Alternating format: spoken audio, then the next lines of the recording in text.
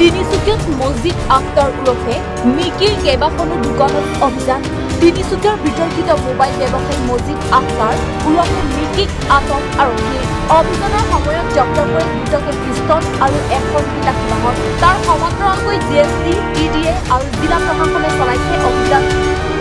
Mickey মোবাইলৰ বহুকেইখন দোকানত চলাই আছে অভিযান। এই মুহূৰ্তলৈকে GST, EDA আৰু জিলা প্ৰশাসনে একো জানিবলৈ দিয়া নাই যদিও পৰৱৰ্তী সময়ত বহু গুৰুত্বপূৰ্ণ তথ্য লাভ কৰাৰ দিশত বুলি জানিব পৰা গৈছে।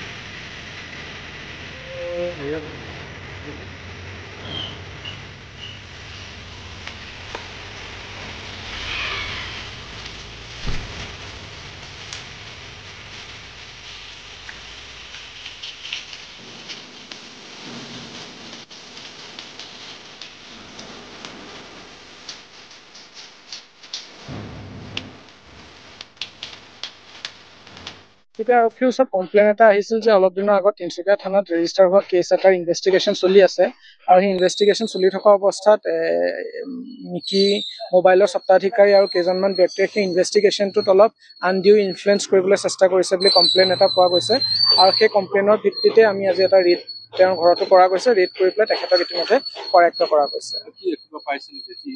ৰেড চলিছে, তাত কিছুমান আমাৰ তেওঁৰ গাড়ী এখন আমি পাইছিলোঁ, কমপ্লেইনত আছিল গাড়ী এখনৰ কথা, আৰু আৰ্মছ দুটা পোৱা গৈছে আৰু বাকী ৰেড চলি আছে। বাকীখিনি পিছত গম পাম।